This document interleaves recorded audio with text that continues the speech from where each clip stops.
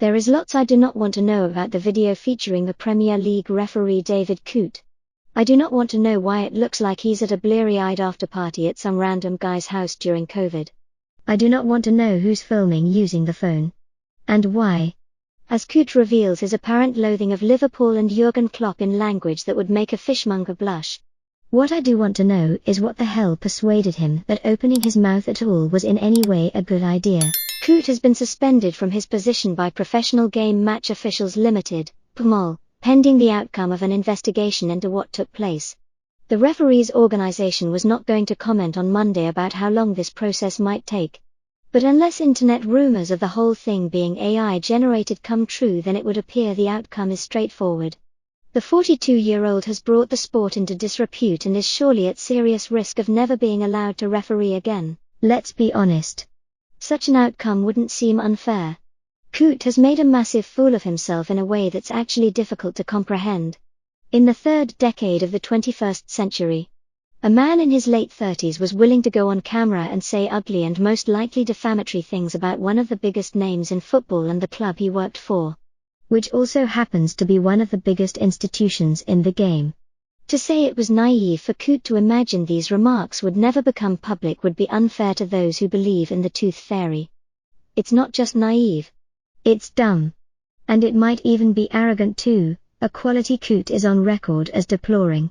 A second video, in which Coote apparently instructs his unknown audience not to share the video. Just to be clear, this video can't go anywhere. Seriously, is the sort of thing that has me making the chef's kiss gesture even as I write. Coote by all accounts has done a half-decent job over his 6 seasons as part of the select group of English referees. He's refereed one international fixture, Armenia v Estonia in the 2020 Nations League. He took charge of the Carabao Cup final 2 seasons ago. His most senior appointment and an occasion that passed off smoothly. Indeed, it was not his refereeing but his turns as VAR that appear to have riled Klopp when he was Liverpool manager. A failure to intervene over the Jordan Pickford challenge that ruptured Virgil van Dijk's ACL being the most prominent cause of complaint. Any suggestion that Coote was biased or out of his depth was generally lacking from the discourse before now. No longer, and that's the bigger problem with what Coote did. He let himself down. He let the game down. But he's also chucked a whole scuttle's worth of coal onto the flames of conspiracy.